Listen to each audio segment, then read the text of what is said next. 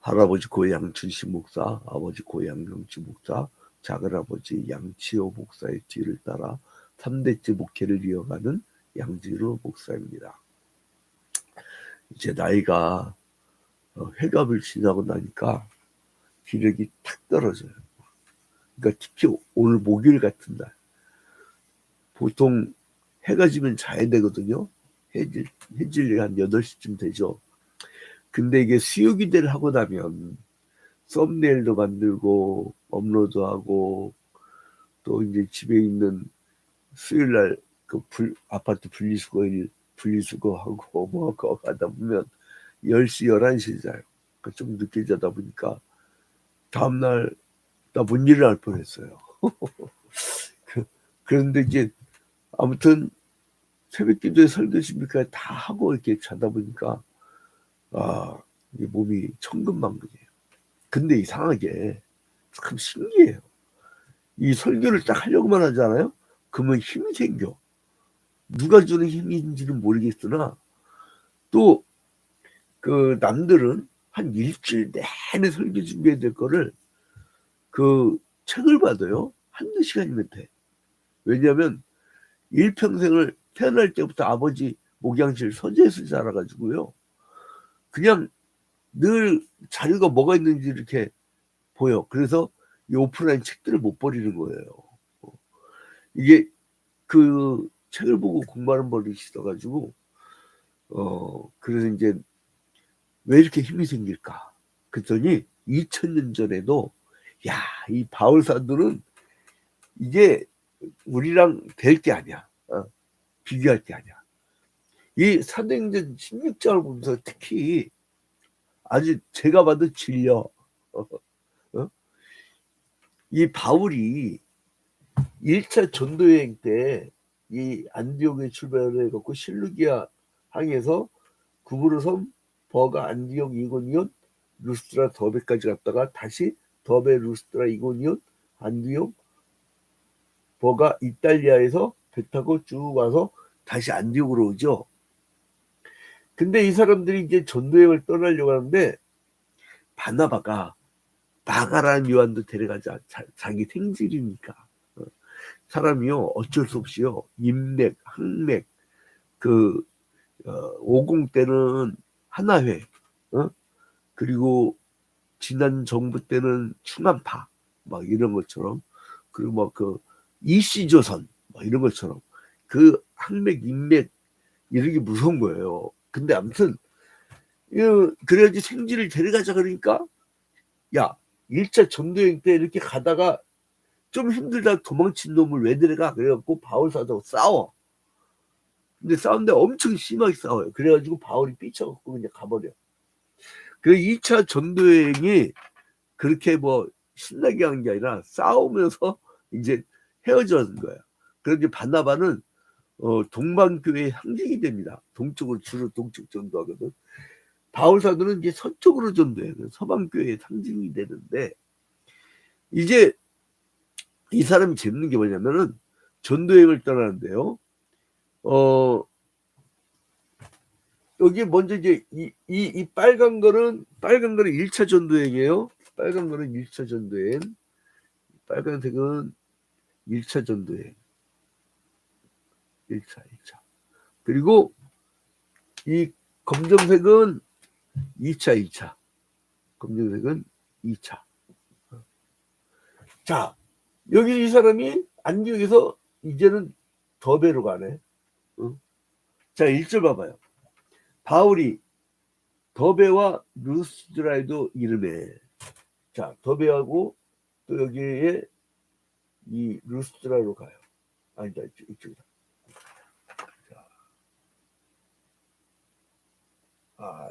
고치가 치워졌네. 여러분 이게 희한한 게 뭐냐면요. 여러분들한테 PPT로 잘 만들어 그렇게 하는 것보다요. 이렇게 쓰는 게 더 기억이 남는다네. 응? 자, 더베로 갔다가 이제 어디로 가냐면 루스트라가 가요. 루스트라. 근데 여기 루스트라가 언제 어디예요? 돌 맞아 죽을 뻔한데요. 죽었지 뭐 거의. 근데 이 루스드라 또 가. 왜요? 복음 증가하려고. 여러분 10번째가 안 넘어가는 나무 없다고 하잖아요. 제가 그 1996년 10월 달에 교회 개척을 했는데요. 그 10월 16일 날 목사 안수 받고 10월 20일 날 그 교회 개척을 했는데 그때는 32살 때라 열정이 대단했죠. 지금으로부터 거의 28년 전이죠. 그래서 제가 이제 처음으로 안식년 쉬고 있어요. 근데 쉬는데도 설교하고 싶어갖고 새벽 기도를 계속 인도하고 있는데 막 그때 막 봄 일정이 너무 그러니까 새벽 5시 새벽 기도에 나와가지고 저녁 10시까지 계속 사람 만난 거야. 계속. 그랬더니 3개월 만에 1997년도 첫 달에 한 50여 명 예배 드리더라고요. 그리고 이제 우리가 황승원 박사 추첨할 때는 그 이웃들까지 합쳐서 150명 정도 이렇게 모여서 황승원 박사 이제 특강도 듣고 그랬는데, 그러니까 막 목숨을 걸고 사람을 만나면 실천조차 막 하면요 교회는 부흥되게 돼 있어요. 근데 제가 요즘에 그런 열정이 살아나고 있어요. 근데 이제 어떤 선배가 이제 은퇴하려고 하는데, 야, 양 목사 너 전도 잘하니까 이 아파트 사는 데서 한번 네가 해봐라 그러더라고요. 고민돼. 근데 그게 대형기업에 나는 안 가요. 왜냐하면 대형기업 몇 번 받아한 적이 있었는데 청빙을. 근데 왜 그러냐면요, 대형기업 가면 장로들이 잘 살아. 그래가지고 가난 자이든 복음을 증가하지 못해. 제가 빈민목회만 28년 했거든요. 빈민목회. 그 실업극복 국민운동본부 하남 광주 본부 공동대표도 맡고, 이제 저희 교회에서 그 실직자 차례 IMF 때 그걸로 이제 출발했었죠. 근데 아무튼 바울은 이제 신라와 함께 주의 은혜를 받고 형제들에게 이제 그 여러 가지 일을 맡기고, 어떻게 되면 여기 수리아 지방, 이 수리아와 길리기아, 여기가 길리기아 지방이죠. 길리기아 지방. 그러니까 여기를 수리아라고, 그러니까 그래서 여기를 수리아 안디옥이라고 하고 여기를 비시디아 지방 안디옥이라고 하잖아요. 근데 이제 이 길리기아 지방으로 이렇게 이제 다녀요. 그리고 교회들 굳게 하면서 다녀요. 그래서 이제 더베를 거쳐서, 자 1절에 보니까 바울이 더베와 루스드라에도 이름에 거기 디모데라는 제자가 있으니 그 어머니는 믿는 유대 여자요 아버지는 헬라인이라. 자, 그런데 이 루스드라에 갔는데, 루스드라에서 바울은 다시 이제 디모데를 만나요. 디모데는요, 바울이 1차 전도여행 때 전도했던 제자예요. 제자. 근데 이제 그의 어머니와 외할머니는 모두 그리스도인이었죠.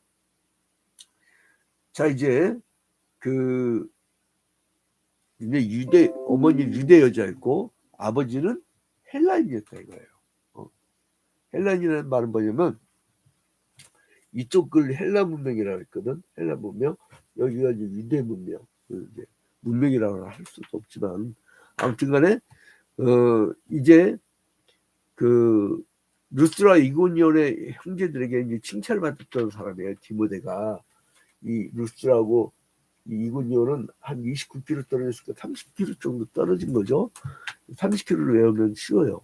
자, 아무튼 루스드라와 이고니온 형제들에게 이제 칭찬을 받았는데, 이 좋은 평판 때문에 디모데를 그의 수종자로 여행길에 데려가려고 했어요.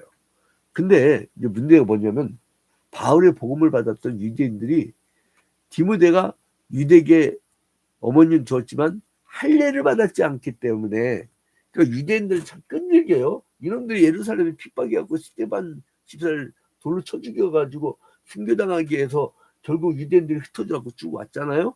근데 막 쫓아다니면서 계속 할례를 안 받으면 이들을 구원받는다고 그렇게 얘기하는 거예요. 근데 이제 그럼에도 불구하고 계속 쫓아와. 근데 이제 아무튼 이 성령께서 바울의 이제 선교단을 그 인도하는 게 뭐냐면 이제 여기를 이쪽 지방을 갈라디아 지방이라고 하는데 이 갈라디아 그 지방에서 바울과 바나바가 2년 전에 복음을 증거했던 곳이에요. 그런데 이제 그 여기는 안디옥과 이고니온이 없는 지역이에요. 그러니까 그래서 여기서 어떻게 하냐면 루스드라를 거쳐서 이고니온 거쳐서 안디옥을 거쳐서 여기 이제 갈라디아 지방을 이렇게 돌아다닌다 봐요. 이렇게. 그런 이제 이 사람이 그 이제 신라라는 동역자를 이제 데리고 다녀요. 신라라는 동역자. 이 복음 전도는 결코 혼자 하지 못합니다. 그 교회도 혼자 하지 못해요. 자, 그래서 봐봐요. 6절 봐봐요. 중요한 게 뭐냐면 성령이 주어가 바울이가 아니야. 자, 성령이 아시아에서 말씀을 전하지 못하게 하시고는 그들이 부르기아와 갈라디아 땅으로 다녀가. 그러니까 여기를 쭉 밀려가죠. 여기 소아시아 지방에서 복음을 전하지 못하게 하고 갈라디아 지방으로 쭉 움직이게 해요. 그 이제 에베소로 가려고 했는데 그쪽으로 이제 성령이 인도하지 않았던 것 같아요. 에베소가 이제 나중에 또 나오겠지만 여기가 에베소예요. 에베소. 근데 여기로 못 가게 한 것 같아. 자, 근데 이 사람들이 그 꿈을 꿔요. 어디에 있냐면 무시아를 거쳐서 드로아로 가. 드로아. 여기 드로아가 있어요. 드로아. 이 드로아가 있는데 그 바울이 꿈을 꾸는데요. 이 마게도냐 지방에 있는 사람들이 빌립 보고 어서 와서 우리를 놓으라. 어서 와서 우리를 놓으라. 아마도 복음을 받아들이고 싶고 말씀을 듣고 싶은데 그 전문가가 없어. 지금 목회자가 없어. 여러분 지금요 신학생이 그 매년마다 있잖아요. 수만 명 초단자 나옵니다. 수만 명. 그 이제 비인가까지 합쳐서 엄청난 인원이 막 쏟아져 나오는데 이상하죠? 농어촌 교회에서는 후임자를 못 찾아갖고 은퇴를 못해. 찬송은 부름받아 나서니 뭐 어디든지 가오리다는데 안 가. 자, 그래서 막 도와달라고. 근데 바울은 이때 그거를 보고 환상 중에 이제 빌립보로 가요. 근데 이 마게도냐 지방의 첫 번째 도시가 빌립보예요. 이 빌립보로 그 건너갑니다. 빌립보로 이렇게 건너가요. 그러니까 이제 2차 전도 여행은 이렇게 가는 거죠. 이렇게 빌립보로. 그 빌립보에는 회당을 유지할 만큼 큰 유대인 공동체가 있었어요. 그래서 이제 바울과 이 사람들이 그 기도 모임 장소를 이제 발견해가지고 그 유대인 아줌마 몇 명하고 그리고 하나님을 경외하는 이방인 아줌마들 몇이 막 기도하는데 매 안식일마다 모이고 있었어요. 그러니까 이 사람들 토요일날 모이는 거죠. 근데 이때는 안식 후 첫날 모이는 그리스도교가 이제 본격적으로 접반되지 않은 것 같아. 근데 거기에 루아디아에서 온 자주장사 루디아가 있었어요. 루디아. 그래서 이 여자가 이 마게도냐 지방에 마게도냐 누가 있었던 곳이요? 필립 왕과 알렉산더 대왕. 알렉산더 대왕의 그 과외 선생이 누구냐면 아리스토텔레스. 이 마게도냐 지방에 첫 번째 그 복음을 받았던 사람이 누구냐면 루디아예요.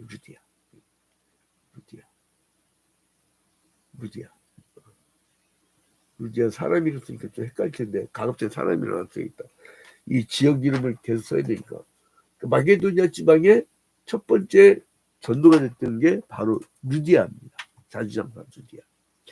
근데 거기를 갔는데 자 16절에 보니까요. 여러분 마귀가 가만 놔두나 복음 전하는데 자 16절 우리가 기도하는 곳에 가다가 점치는 귀신 들린 여종 하나를 만나니 점으로 그 주인들에게 큰 이익을 주는 자라. 이게 마귀 새끼 만났네. 예. 마귀 새끼. 이 빌립보에서 점치는 여자 노예를 하나 만나. 그러니까 이 뒤를 따라다니면서 막 이 사람들 계속 괴롭히는 거예요. 근데 예수의 이름으로 그 여자에게 귀신을 쫓아내 버렸어. 그러니까 그 여자는 더 이상 점을 칠 수가 없었어. 그러니까 그 점쟁이의 주인이 있단 말이에요. 여러분, 그 요즘에 드러난 거지만 모 법사들, 그리고 막 무당들, 그리고 아마테리아라고 하는 일본 점쟁이들 이렇게 쭉 있잖아요. 그 권력의 막 점쟁이들, 뭐 이렇게 뭐지, 그 처음에 입사 시험 볼 때 마지막 그 관상분들이잖아요. 별짓을 다 했더만 그 배우예요. 마약 조직이 있었던 거야. 그 세관을 마음대로 통과해. 그래서 권력 잡던 거지. 이게 무서운 거예요, 무서운 거. 그래갖고 이게 왜 수사하는지 모르겠어요. 그 세관 마약 막 마음껏 들락거렸던 거, 참 희한해. 그러니까 법조인들이 돈 처먹으면 안 돼. 수사 못해. 기자들도 그래. 기자들도 돈 처먹는 인간들은요, 그 사람 비판 기사 못 써. 그러니까 돈 처먹지 마. 배고파도 그냥 가. 근데 아무튼 이제 귀신 들린 여자의 주인들이 자기들이 수입이 없어지니까 바울과 실라를 관원들에게 끌고 가요. 그리고 관원들의 상관들은 이 전도자를 매를 때리게 해. 왜냐면 자기들 권력을 유지하는데 이 점쟁이가 필요했거든. 자기들 이데올로기를 전하게 하고. 그래서 막 매를 엄청 때리게 하고 그들 넘겨줘서 밤새 가둬지키게 했어요. 바울은 그 후에 뭐라고 했냐면 3번 퇴장을 맞은 일을 기억해요. 그리고 뭐냐면 착고에 채워져 갖고 꼼짝할 수 없었어요. 착고가 뭔지 아세요? 우리나라는 이 목만 이렇게 하고 이렇게 길게 하잖아요. 근데 이쪽 지방은 착고가 뭐냐면요, 목하고 손하고 발하고 구멍 5개 뚫어갖고 이렇게 꼼짝도 못하게 하는 거예요. 근데 이 바울과 실라는 한밤중에 그 상태에서도 기도한 거야. 여러분, 하나님을 향한 엄청난 사랑이 있으면 이사와 기적이 일어나요. 기도와 찬송을 막 하니까 큰 지진이 일어나면서 감옥의 벽이 흔들리면서 죄수들을 묶고 있던 줄이 다 풀리고 옥문이 열렸던 거예요. 할렐루야. 여러분, 이 정도 복음의 열정. 내 맞아 죽을 뻔한 거 또 가서 복음 증가하고 또 가서 복음 증가하고 잡혀서도 기도와 찬송을 하고, 그러니까 지진이 일어나고 옥문이 열린 역사가 일어났던 거예요. 그러니까 이게 간수가 얼마나 놀랬겠어요. 급히 달려가고 오가는 사람이 없네, 감옥 안에. 그래서 이 사람들이 다 도망갈 생각하고, 그러면 죽거든, 자기를 죽이거든. 그러니까 어떻게 하면 자결하려고.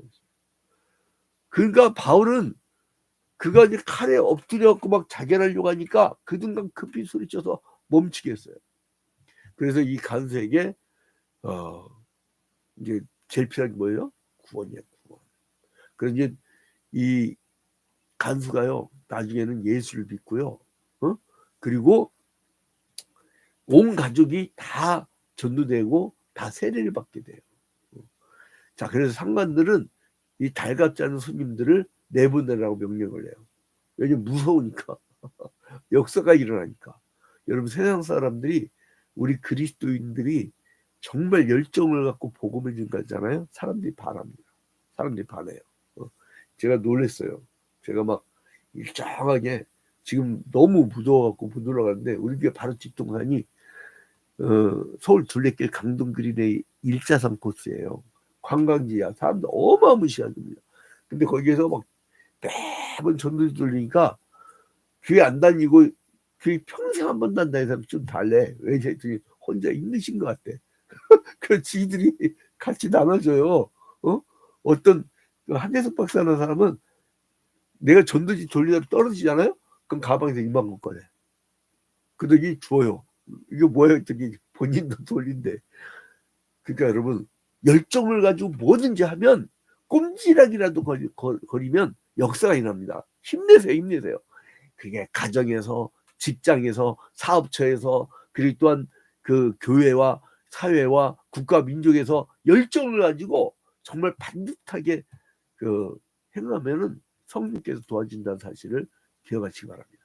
거기다가 유대 이름은 사울이지만 로마 시민권의 이름은 바울이었잖아요. 그래서 이 바울이 시민권자라는 걸 알고선 이 두 상관은 이제 그 사람도 오히려 호의해주고 빌립보를 떠나달라고 간 거예요. 자, 여러분 결론을 맺겠습니다. 이 누가가 이 바울의 2차 전도여행을 기록하면서요, 누구든지 이 복음을 다 필요로 하고 있다는 거예요. 여러분 주변에 누구든지 복음을 다 필요로 하고 있어요. 근데 누군가가 전해야 돼. 누구냐? 루디아처럼 그렇게 신실한 사람도 있고, 귀신 들린 여종처럼 완전히 미친놈도 있고, 미친 년놈도 있다고, 전도하다 보면. 그리고 또 이 나를 깜빡이 가지고 얼마나 때렸겠어요. 그러니까 그 간수, 그들에게까지도 구원의 소식은 전해져야 했던 거예요. 그리고 모두가 죄인이고요. 모두가 하나님의 구원을 필요로 합니다. 그래서 우리가 하루라는 시간이 주어졌어요. 24시간. 꼼지락이라도 거예요. 꼼지락이라도. 그냥 지하철 탔다? 내 식당을 갔다? 전도지 어느 교회나 다 있잖아. 줘요. 그 시간 뭐 할 거야? 우리가 사람들은 지하철 타고 살벌해 죽겠어. 무슨 감시하는 눈빛이야 다. 좀 당근히 인사하세요. 안녕하세요. 그러면 인사하면 이상해요. 100% 상대방이 다 인사해. 저놈이 나를 안 하고 안녕하세요. 안녕하세요. 이렇게 먼저 직동산 전도할 때도 아무나 무조건 인사합니다. 안녕하세요. 그러면 그 상대방도 안녕하세요 인사해요. 왜 상대방이 인사하느냐? 내가 인사를 해서. 옛날에 우리 교회 떠났던 어떤 분이 그러면 이놈의 교회는 자기한테 인사를 하는데 사람들이, 근데 우리 인사 잘하거든요. 내가 기생 오라비 같아갖고 인사들 나 따라하는 인사들 다 잘해. 그 뭐야, 인사하는 인간들은 인생 실패냐고. 근데 아무튼 인사들 다 잘하는데 내가 가만 보니까 지가 인사하네. 지가 아무튼 인사하네. 그러니까 상대방 인사하지. 그냥 오늘 하루도 아주 그 거래처 누군가 안녕하세요, 안녕하세요 하면서 복음을 전도하세요. 다 복음을 필요로 합니다. 나 2차 전도 여행을 이렇게 설교 준비하면서 복음 열정이 개척대처럼 되살아나서 이렇게 살아야겠구나. 바울처럼 살아야겠구나. 오늘 하루도 예수님처럼 바울처럼 그렇게 살 수는 없을까? 우리도 예수처럼 바울처럼 복음을 향해 사는 하루가 되기를 주님의 이름으로 축원드립니다. 주기도문으로 마칩니다.